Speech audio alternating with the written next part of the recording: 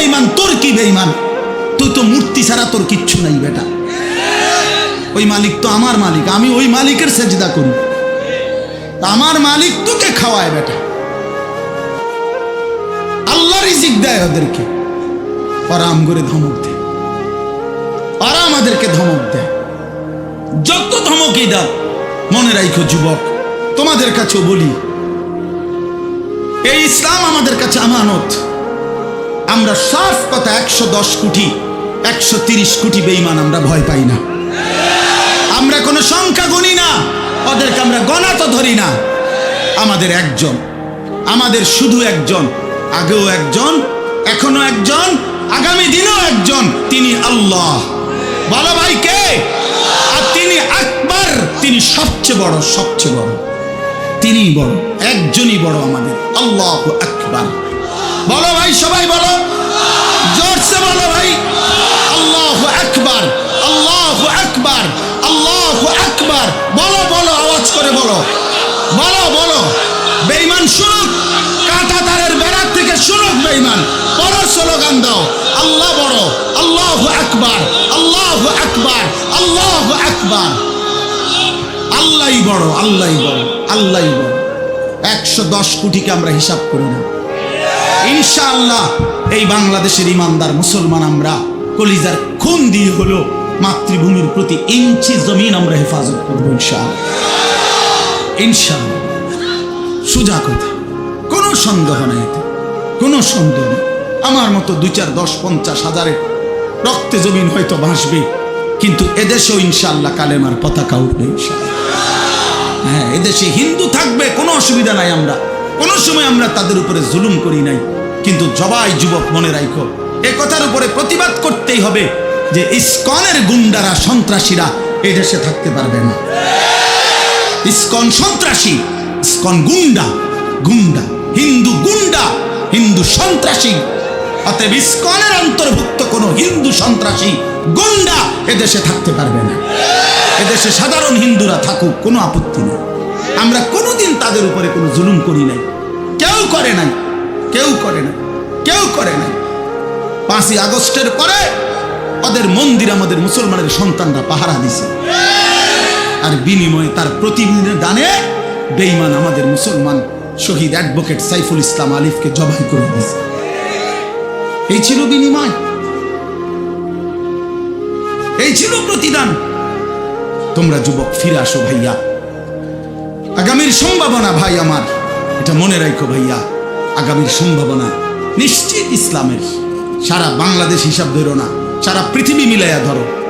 বাংলাদেশ সারা পৃথিবী সহ ভাবো, সারা পৃথিবীতে ইনশাআল্লাহ মজলুমের বিজয়, সারা পৃথিবীতে ইমানদারের বিজয় হচ্ছে এবং হবে ইনশাআল্লাহ, হবে। আগামীর সময়টা মাহাদি এবং দাজ্জালের লড়াই হবে ইনশাআল্লাহ। ঈমান এবং কুফরের জিহাদ হবে ইনশাআল্লাহ। সেই জিহাদে, সেই যুদ্ধে ইসলামের জন্য জান বাজি রাখতে নওজোয়ান রেডি থাকতে হবে ইনশাআল্লাহ। আল্লাহ তাআলা প্রতিটা যুবককে কবুল করে নেন। মোবাইলের ওই আড্ডা, নারীর আড্ডা, জুয়ার আড্ডা, বন্ধু সুখ আসবে না। আমি অনুরোধ করলাম, কতজন নারী দরকার তোমার? সারাদিন রাত নাচ গান ছবি, এই উলঙ্গ দৃশ্য বন্ধু সুখ দেয় না। মদের আড্ডা, জুয়ার আড্ডায় সুখ হয় না, সুখ হয় না ভাই আমার। কোনো হারামখোর সুখে নাই। একটা সুদখোর, ঘুষখোর, বাটপার এই ওজনে কম দেয়, ধোকাবাজি করে, প্রতারণা করে, হারাম রোজগার করে, একটা হারামখোর সুখে নাই। আমি চ্যালেঞ্জ করি, একটা সুদখোর, কিস্তিখোর, হারামখোর সুখে নাই। একটা নেশাখোর জুয়ারি সুখে নাই, সুখে নাই। বেপর্দা নারী একটাও সুখে নাই, একটাও, একটাও। রূপ যৌবনের ফেরিওয়ালা, রাস্তায় ফেরি করে যারা, নিজের যৌবনের, নিজের রূপের এই অসৎ নারী কোনোদিনও সুখ পায় না। সুখ, সুখ, সুখ, শান্তি, তৃপ্তি, দিলের স্বস্তি, অন্তরের প্রশান্তি আল্লাহর কসম আল্লাহকে মানার মধ্যে, সিজদার মধ্যে। হাদিসে আছে, আল্লাহ তাআলা বলছে, বান্দা তুমি যদি আমার বন্দেগীর জন্য সময় দাও, আমি ওয়াদা দিলাম, মালাতু সাদরাকা গিনান, আমি তোমার অন্তর ধনী বানিয়ে দেব, দিল খুশ করে দেব। হ্যাঁ, প্রয়োজনে থাইকো খুঁড়ে ঘরে, চাটাইয়ের মধ্যে থাইকো, তারপরও আমি আল্লাহ দিল খুশ করে দেব। এই জন্য গুনার মধ্যে তৃপ্তি নাই, আল্লাহর নাফরমানির মধ্যে তৃপ্তি নাই। সবাই ছেলেরা, ভাইয়া, অনেক ছেলে, মাশাআল্লাহ, অনেক নওজোয়ান। প্রিয় ভাই, তুমি ফিরে আসো, তুমি নামাজ পড়ো, তুমি নামাজ পড়ো, তুমি আল্লাহকে রাজি করো। মোবাইলের আড্ডা, জুয়ার আড্ডা, নারীর আড্ডা ছেড়ে দাও। যে চাহিদা আল্লাহ দিছেন, আমি প্রতিদিন বলি ভাই, এই বলতে বলতে ক্লান্ত হয়ে গেছে। যে চাহিদা আল্লাহ দিছেন, সে চাহিদা পূরণের ব্যবস্থাও আল্লাহ রাখছেন। তৃষ্ণা যিনি দিছেন, পানি তিনিই দিছেন। যিনি ক্ষুধা খাবারের চাহিদা দিয়েছেন, তিনি হালাল খাবারের ব্যবস্থাও রাখছেন। ঠিক লজ্জাস্থানের যে চাহিদা, এটা আল্লাহ তাআলাই দিয়েছেন, সেটা পূরণের জন্য হালাল স্ত্রী আল্লাহই ব্যবস্থা রাখছেন। তুমি ওয়েট করো, অপেক্ষা, কুত্তার মতো হইও না। সারাদিন বেডি, নারী, ছবি, না, এটা জানোয়ারের স্বভাব। মাথালুহু কামাথালিল কালব ইন তাহমিল আলাইহি ইয়ালহাস আও তাতরুকহু ইয়ালহাস। আল্লাহ বলছেন নাফরমান কুত্তার মতো।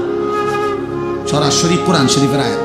রাগ করার সিস্টেম, রাগ করে যাবেন কার লগে রাগ করবেন? হ্যাঁ, হুজুর এত বড় কথা না, হুজুর এত বড় কথা কইছে না, আল্লাহ বলছে। সহ্য হয়নি আমনে?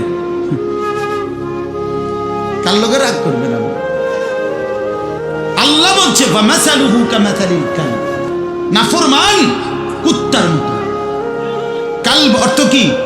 কুকুর। ইন তাহমিল আলাইহি ইয়ালহাস আও তাতরুকহু ইয়ালহাস, মানে কি? আল্লাহ বলছে তার উপরে যদি বোঝা চাপায় দেয়, তাইলেও সে জিহ্বা বাইর করে দেয়, আর যদি বোঝা সরায় দেয়, তারপরও জিহ্বা বাইর করে দেয়। লুভি থাকে, জিহ্বা বাইর করে দেয়। তার মানে তার তামাম দুনিয়া দিল, সে আরো দুনিয়া চায়, আবার না দিল এই আফসোসে করে। তো তৃপ্তি হলো কো? তৃপ্তি হলো কো? দুনিয়া তৃপ্ত করে না, দুনিয়ায় তৃপ্তি মিলে না বন্ধু। এটা তৃপ্তের জায়গা নয়, এটা তৃপ্ত হওয়ার জায়গা নয় বন্ধু। আল্লাহ তাআলা কোরআনে ওয়াদা দিছে, বান্দা জান্নাতে আইসো, তোমার আমি তৃপ্ত করে দেব, সুখে ভরে দেব। মা তাশতাহি আনফুসুকুম, যা দিল চাইবে বান্দা আমি সব দেব। তোমার চাওয়া শেষ হইলে ওয়ালাদাইনা মাজিদ, আমার কাছে আরো অগণিত আছে কোটি কোটি নিয়ামত, যেগুলো তুমি নামও জানো না, চিনো না বান্দা। তুমি চাও নাই, আমি আল্লাহ নিজের থেকে আরো কোটি কোটি দেব। তুমি আইসো বান্দা, তুমি জান্নাতে আসো, তুমি সবর করো, অপেক্ষা করো। আল্লাহ আমাকে বুঝার তৌফিক দান করেন, সবাইকে বুঝার তৌফিক দান করেন। আপনাদের এই মাহফিল, আমি শুরু থেকেই বললাম, কষ্টের আয়োজন। কষ্ট করে ভাবেন, নিজের ফিকির করেন, নিজের ভালো, নিজের কল্যাণ ভাবতে শিখেন। আমি যে আয়াতগুলো পড়ছি, এবার তর্জমা শোনেন, তাইলে আমার কথা শেষ। আয়াতগুলো মূল বক্তব্য হইল, আল্লাহ তাআলা বলছেন এই পৃথিবী একদিন শেষ হবে, হাসরের মাঠ কায়েম হবে, মানুষগুলোর দুইটা অবস্থা হবে, কিছু আমার প্রিয় বান্দা হবে, কিছু নাফরমান বান্দা হবে। আল্লাহ তাআলা এই কথাটা খুব গুরুত্ব দিয়া কোরআনে বুঝাইছে, বান্দা এই রং রসের এই সৌন্দর্যময় পৃথিবী তোমার কাছে যত লোভনীয়ই মনে হোক, আকর্ষণীয় মনে হোক, তবে এটা নিশ্চিত যে তুমিও থাকবা না, দুনিয়াও থাকবে না। এই কথাটা মনে রাখো বান্দা। এটা যদি মনে রাখতে পারো তো জিন্দেগি সুন্দর হবে, জীবন সুন্দর হবে। এই জন্য কোরআনুল কারীমে আল্লাহ তাআলা খুব এই কথাটা বুঝাইতে চাইছে, বান্দা এই এত সুন্দর পৃথিবী দেখে তুমি যতই বিমোহিত হও, মুগ্ধ হও, তো মনে রাখো এটা থাকবে না। আমি একদিন ভেঙে ফেলব। ইজাস সামাউন ফাতারাত, আসমান ভেঙে চুরচুর হবে। ওয়া ইদাল কাওয়াকিবুন তাসারাত, তারকারাজি খুশে খুশে পড়বে, পাহাড়গুলো উঠতে থাকবে তুলার মতো। ওয়া তাকুনুল জিবালু কাল ইহনিল মানফুশ ওয়া বুসাতিল জিবালু বাসসা, পাহাড়গুলো তুলার মতো উঠতে থাকবে, সাগর নদীর পানিগুলো টকবক করে উতরাইতে থাকবে। মা তার কোলের বাচ্চাকে ছুঁড়ে ফেলে দিবে, গর্ভবতী নারীর বাচ্চা নিজে নিজে বের হয়ে যাবে, সব মানুষ পাগলের মতো মাতালের মতো হয়ে যাবে। ইসরাফিল ফু দিবে, জমিনের মধ্যে ভূমিকম্প শুরু হবে, বিকট শব্দে আওয়াজ হবে। আল কারিআতু মাল কারিআ। আল্লাহ তাআলা এই কথাগুলো বহুভাবে বহু আয়াতে বুঝাইতে চাইছেন, বুঝাইয়া বলছেন, বান্দা একদিন তুমিও শেষ হবা, আমার এই সৃষ্টি জগৎ শেষ হবে, হাসরের মাঠ কায়েম হবে। তো এখানেও আল্লাহ তাআলা বলছেন কাল্লা ইদা দুক্কাতিল আরদু দাক্কান দাক্কা, সাবধান বান্দা, মনে রেখো এই জমিন একদিন চূর্ণ বিচূর্ণ হয়ে যাবে। কি হবে বলেন না? ওইখানে একটা কথা আছে, লম্বা কথা, অতুহিব্বুনাল মালা হুব্বান জাম্মা। আল্লাহ তাআলা বলেন, বান্দা দুনিয়ার মাল আর সম্পদের ভালোবাসাটাকেই তোমরা খুব গভীরভাবে দিলের মধ্যে বসায় লাইলা। তবে মনে রাখো, দুনিয়াকে তুমি যত ভালোবাসো, যত মজবুত করো, যত বিল্ডিং, যত ফাইলিং, যত মজবুতই হোক না কেন, এটাই মনে রাখো আমি আল্লাহ এই জমিন, এই সৃষ্টি একদিন ভেঙ্গে চুরে তছনছ করে দেব, চূর্ণ বিচূর্ণ হয়ে যাবে। কাল্লা ইদা দুক্কাতিল আরদু দাক্কান দাক্কা। এরপরে হাসরের মাঠ কায়েম হবে। তো হাসরের মাঠের দৃশ্যটা আল্লাহ তুলে ধরছে যে হাসরের মাঠ কায়েম হবে, মানুষগুলো সব দাঁড়ানো থাকবে, আদম থেকে ইসরাফিলের ফু পর্যন্ত। এই দাঁড়ানো অবস্থায় আল্লাহ তাআলা বলতেছেন, ওয়াজা রাব্বুক, আল্লাহ তাআলা মহান আল্লাহ পাক, তিনি তার শান অনুপাতে হাসরের ময়দানে উপস্থিত হবেন। ওয়াল মালাকু সাফফান সাফফা, কোটি কোটি ফেরেশতা সারিবদ্ধভাবে লাইন ধরে দাঁড়াবে। চারদিকে কোটি কোটি ফেরেশতা, মহান আল্লাহ পাক উপস্থিত, আর মানুষগুলো সব দাঁড়ানো। এই কল্পনা করে হাসরের মাঠ। এবার কি হবে? আল্লাহ বলেন, ওয়াজি আয়াউমা ইদিন জাহান্নাম। এই অবস্থায় ফেরেশতারা জাহান্নামকে 70,000 আগুনের শেকল দিয়ে টেনে হাসরের ময়দানে উপস্থিত হবে। মানুষগুলো সচক্ষে জাহান্নামকে দেখবে। জাহান্নাম একটা বিকট তার আগুনের গর্জন, তীব্র আগুনের যখন একটা গর্জন উঠবে, আল্লাহর কসম নবী বলছে, পুরা হাসরবাসী তখন চিৎকার দিয়া বলবে, ইয়া রব্বি নফসি নফসি, আয় মাওলা আমাকে বাঁচান, আমাকে বাঁচান। এই প্রথম হাসরবাসী কথা বলে, তাফসীরে আছে, হাদিসে। মানে প্রথম চুপচাপ দাঁড়ায় থাকবে, কিন্তু জাহান্নামকে যখন দেখবে, জাহান্নামের চিৎকার যখন শুনবে, তখন পুরা হাসরের ময়দানে চিৎকার উঠবে, ইয়া রব্বি নফসি নফসি, আল্লাহ আমাকে বাঁচান। নবী সাল্লাল্লাহু আলাইহি ওয়াসাল্লাম বলেন, আল্লাহ তাআলা ফেরেশতারা যেন দেখায় দিবে ইব্রাহিম আলাইহিস সালামকে, ওই যে আপনার ছেলে ইসমাঈল, তার ব্যাপারে কিছু বলবেন। ইব্রাহিম আলাইহিস সালাম বলবেন, ইয়া রব্বি নফসি নফসি, এই মাওলা আমাকে বাঁচান, আমাকে। ওর বিষয়টাও দেখো।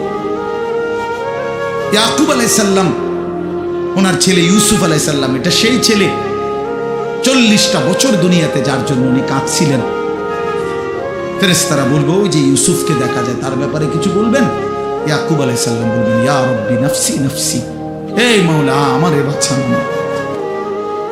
ওটা বুঝো,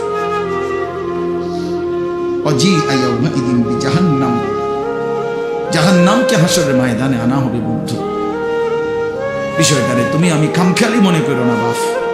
এতগুলো কোরআনের আয়াত মিথ্যা হইতে পারে না। ১.৫ লক্ষ নবী রাসূল, আদম থেকে নবী সাল্লাল্লাহু আলাইহি সাল্লাম, সমস্ত আম্বিয়া কেরাম চিল্লায়া উম্মতের দুয়ারে দুয়ারে গিয়ে আখিরাতের কথা বলছে, কবরের, হাসরে। এগুলো ভুল হবে কেন? মিথ্যা হবে কেন ভাইয়া? প্রতিদিন যে মানুষগুলো কবরে যায়, তুমি কি দেখো না ভাই, এই মানুষের মৃত্যু, লাশ, কবর তোমার কিছুই মনে করায় না? জলজ্জান্ত যে মানুষটা তোমার আমার চোখের সামনে হাঁটতো, চলতো, ফিরতো, খাইতো, ঘুমাইতো, দোকান করতো, বাজার করতো, কত কথা বলতো, আজ এত মানুষ জানাজায় উপস্থিত, কতজন কত কথা বলতেছে, কিন্তু খাটিয়ার ওই লাশ, সে তো আর কথা বলে না।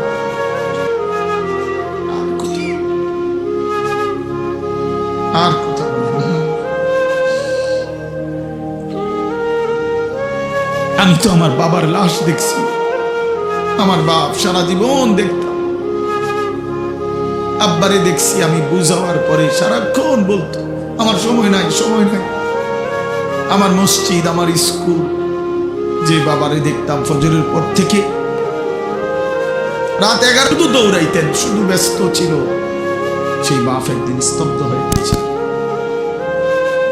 মৃত্যু বাবাকে একদিন থামাই দিছে। বন্ধু, আমার মামির জানাজা পড়ছি আমি 2-3 দিন আগে, আমার জ্যাঠার জানাজা পড়ছি আমি কয়দিন আগে। আমার চোখে দেখা সেই জ্যাঠা, আমার মামা, আমার মামি, ওরা আজকে কোথায় চলে গেল? তুমি কি কোনো লাশ দেখো নাই? কেমনে এত লম্বা সময় নামাজ না পড়া থাকে ভাইয়া? 365 দিনে খোদার একটা বছরে। এই যুবক, আমি যদি তোর জন্য কাঁদতে পারতাম, 1 বছর কোনোদিন যুবক কোনোদিন ফজরের নামাজ পড়লা না, হায় হায় মুসলমানের বাচ্চা এত বড় বেঈমান কেমনে হইলা? কেমনে হইলা ভাইয়া?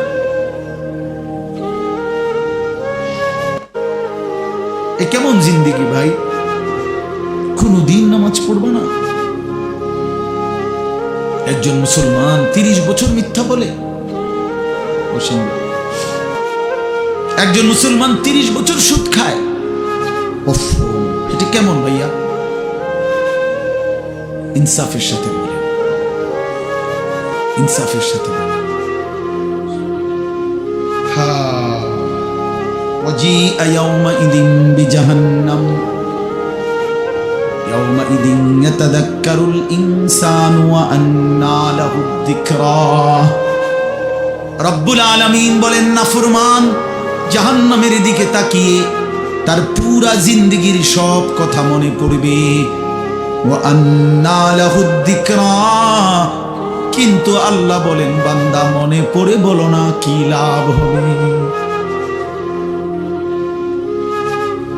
বুঝে তো আসবে বান্দা, মনে তো পড়বে সব, কিন্তু লাভ কি হবে বলো? কি লাভ হবে?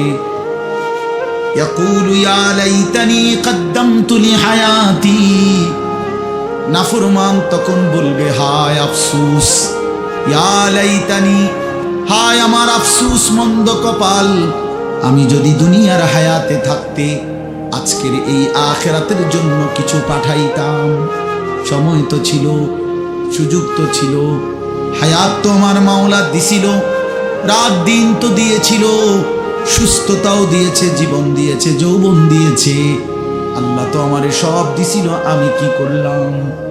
ইয়া লাইতানি লাম উশরিক বিরাব্বি আহাদা, আল্লাহ বলে, নাফরমান বলবে, হায় আফসোস, যদি আল্লাহর সাথে শরীক না করতাম। ইয়া লাইতানি কুনতু তুরাবা, নাফরমান বলবে, হায় আফসোস, আজ যদি মাটি হয়ে যেতাম, আজ যদি মাটি হয়ে যেতাম। ইয়া লাইতানি ইত্তাখাযতু মা'আর রাসূল সাবিলা, নাফরমান বলবে, হায় আফসোস, যদি রাসূলের পথ ধরতাম। ইয়া লাইতানি লাম আত্তাখিয ফুলানান খলিলা, হায় আফসোস, যদি অসৎ লোককে বন্ধু না বানাইতাম, চরিত্রহীনকে যদি বন্ধু না বানাইতাম, আজকে তো আমিও বেঁচে যেতাম। ইয়া লাইতানি কুনতু মা'আহুম ফাফুযা ফাওজান আযীমা, হায় আফসোস, যদি নেককারদের সঙ্গী হতাম, তাহলে তো আজকে আমিও সফল হতাম। চলেন বন্ধু, শেষ কথা, فيومئذ لا يعذب عذابه أحد ولا يوثق وثاقه أحد। আল্লাহ বলে, বান্দা সেদিন আমি আল্লাহর পক্ষ থেকে তুমি নাফরমানকে যেই আযাব দেওয়া হবে, বান্দা বিশ্বাস করো, এমন আযাব তোমারে আর কেউ কোনোদিন দেয় না।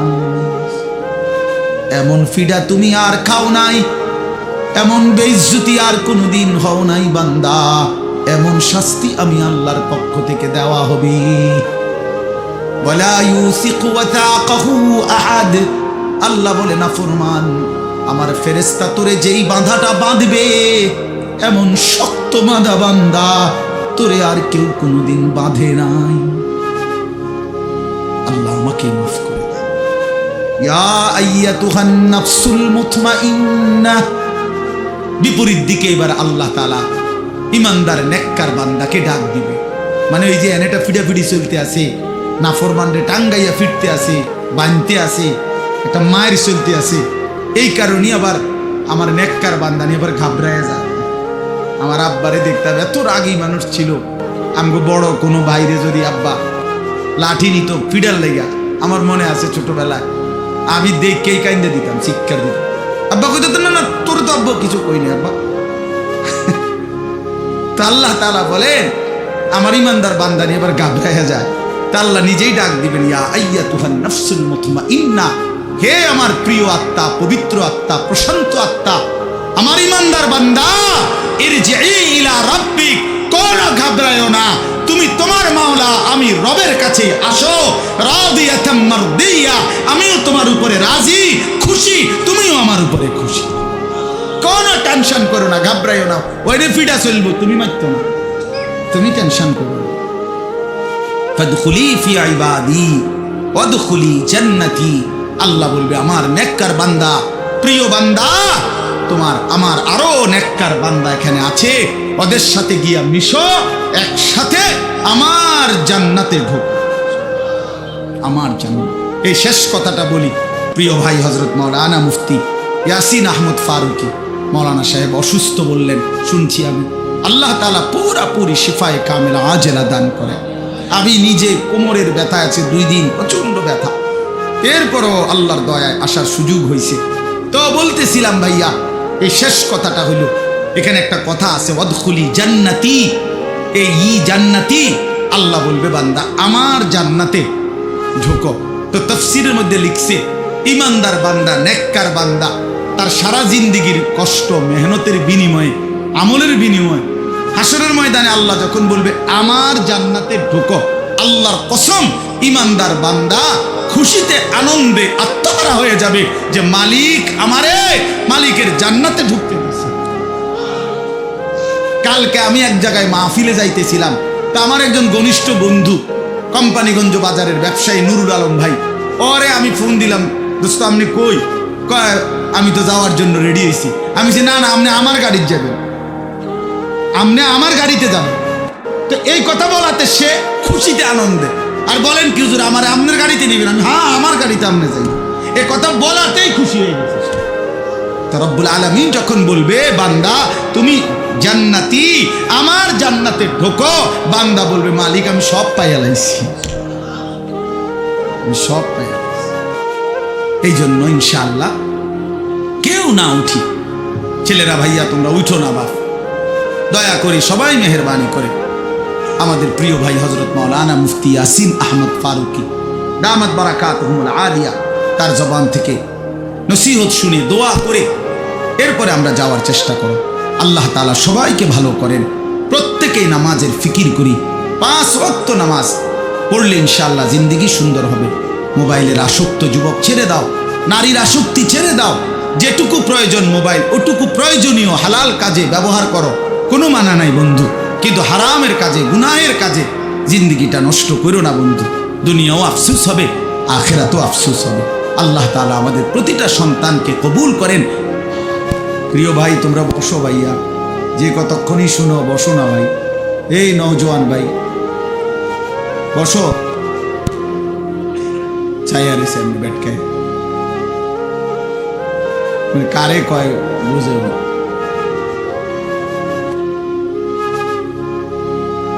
বসে সবাই।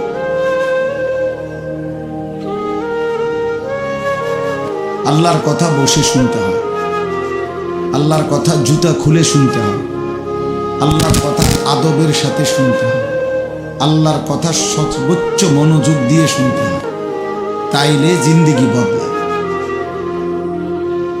কোনো গাফেল আল্লাহর কোরআন থেকে লাভবান হইতে পারে না, গাফেল বঞ্চিত হয়, মানে যে খামখেয়াল। এজন্য প্রিয় ভাই এটা জরুরি বিষয়, একজনও বুট খাইও না, বুটও খাইবা আল্লাহর কথাও শুনবা, ফায়দা হবে না ভাই। বাদামও খাইবা আল্লাহর কথাও শুনবা, কোনো ফায়দা হবে না, নিজের ভিতরে কোনো অনুভূতি জাগবে না। প্রতিটা ওয়াজের মাকসাদ কিন্তু দিল জাগানো,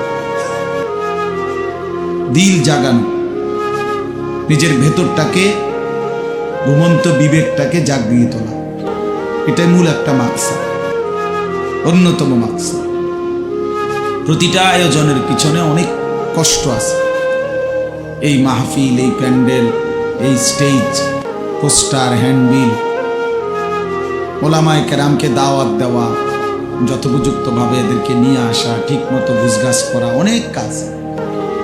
আগামী শনিবার 14 তারিখ আমার মাদ্রাসায় বার্ষিক মাহফিল, তো আজকে প্রায় 14-15 দিন ধরে মাদ্রাসার বড় ছাত্ররা ওস্তাদরা সারা দিন রাত কাজ করতেছে, সারা দিন, এখনো কোনো শেষ হয়নি। আজকে বুধবার শেষ, কালকে বৃহস্পতি, শুক্র, শনিবারে মাহফিল। তো বাস্তবতা হলো আসলে অনেক কাজ, অনেক কিছুই করতে হয় একটা মাহফিলের জন্য। তো এই সবটা আয়োজন ভাইয়া 10 টাকা, 5 টাকা, কারো কাছ থেকে 100 টাকা, এরকম কষ্ট করেই একটা মাহফিলের ফান্ড একসাথে করা হয়। কেউ তো আর একসাথে দিয়ে দিছে না বলে যে যাও আমি সব দিয়ে দেব। তাইলে এই সবটা কষ্টের আয়োজন বুঝি 10 টাকার বুটের জন্য শেষ হয়ে যাবে, এটা কথা হলো। 30 টাকার চটপটি, 20 টাকার বাদাম, এইটুকু খাইতে খাইতে সময়টা আমরা শেষ করে দিলাম। এটা ভাইয়া ইনসাফ হইতে পারে না। এতটা কষ্টের আয়োজনের মধ্যে এই সামান্য বুট, বাদাম, চটপটি, বেলুন, ফটকা, এতটুকু দিয়ে এত কষ্টের ইন্তজাম নষ্ট করে দেওয়া, এটা জুলুম ছাড়ার কিছু, অন্যায়, এটা অন্যায়। কোরআনুল কারীমের মধ্যে আছে আল্লাহ তাআলা বলেন, কুল মা ইনদাল্লাহি খায়রুম মিনাল লাহবি ওয়া মিনাত তিজারা। হে নবী, আপনি বলেন যে হে আল্লাহর বান্দারা, তোমাদের জন্য আল্লাহর কাছে যা আছে তা তোমাদের এই তামাশা দুনিয়ার এবং ব্যবসা, আয় উপার্জন, এর চাইতে অনেক উত্তম, অনেক উত্তম। 3 ঘন্টায় বেচা কিনায় যা লাভ, একটি সিজদায় তার চাইতে কোটি কোটি গুণ বেশি লাভ। তোমার সারাদিনের বেচা কেনায় যা মুনাফা, আল্লাহকে একবার ডাকার মধ্যে তার চাইতে কোটি গুণ বেশি মুনাফা। এই জন্য এটা বহু কথা বলো না। এই ভাই, 2টা চাটাই বিছাইতে গেলে এতগুলো কথা বলো কেন?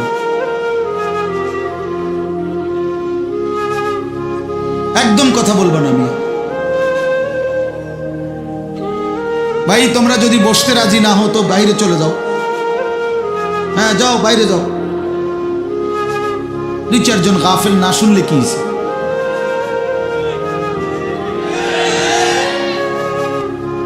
ভিতরে বসতে হবে, সাফ কথা।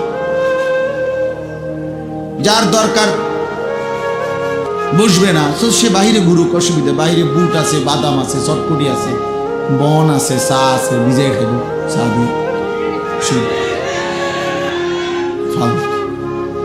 এই জন্য ভাই এটা জরুরি, আমি এ ব্যাপারে শক্ত। আল্লাহর কথা দিল দিয়ে শুনতে হয়, আল্লাহর কথা মনোযোগ দিয়ে শুনতে হয়। যাদের হাতে মোবাইল, আমার অনুরোধ ভাইয়া, এই হাতে ধরা মোবাইলগুলো নামায় ফেলো, ভালো হবে। আমি অনুরোধ করলাম, এটা ভালো হবে। আল্লাহর কথা আমাদের চোখের দিকে তাকাইয়া শুনলে এতে ফায়দা বেশি হবে। এই মোবাইল ধরে রাখলে জেহান ইন্তেশার হয়, মানে দিল বিক্ষিপ্ত হয়, অন্তরের মধ্যে থাকে যে মোবাইলে উঠতেছে কিনা, তো মনোযোগটা থাকে মোবাইলের দিকে। মোবাইলে তো উঠছে কিন্তু আমার নিজের জন্য কিছু হলো না, তো কি ফায়দা হলো ভাই? মোবাইলে ওয়াজের কোনো অভাব নেই। আমাদের এক এক বক্তার ওয়াজ হাজার হাজার, সবাই, সব বক্তাদের ওয়াজে আছে, আছে না? অজস্র, অগণিত। পৃথিবীতে একটা সুই পড়লেও ওগুলো মোবাইলে উঠে যায়। তো কাজেই এটা কোনো আশ্চর্য কিছু না। 1 কোটি ওয়াজও যদি কারো মোবাইলে থাকে, এটা আখেরাতের মুক্তির জন্য, পরকালের জন্য ন্যূনতম কোনো ফায়দা আনবে। দেখার বিষয় হলো নিজের মধ্যে কি আমি কিছু নিলাম কিনা। আমি এই জন্য বললাম যে মাকসাদ, নিজের ভিতরে বিবেক জাগানো, দিল জাগানো। এটাই যদি না হয় তো মানুষ জমছে ঠিক আছে, বক্তাও আসছে, মাহফিলও হয়েছে, কিন্তু সবাই সবার মতো যার যার মতোই আসছে আর গেছে, তাইলে কোনো লাভ হলো না। যা আয়োজনে হলো কতগুলো টাকাই খরচ হলো।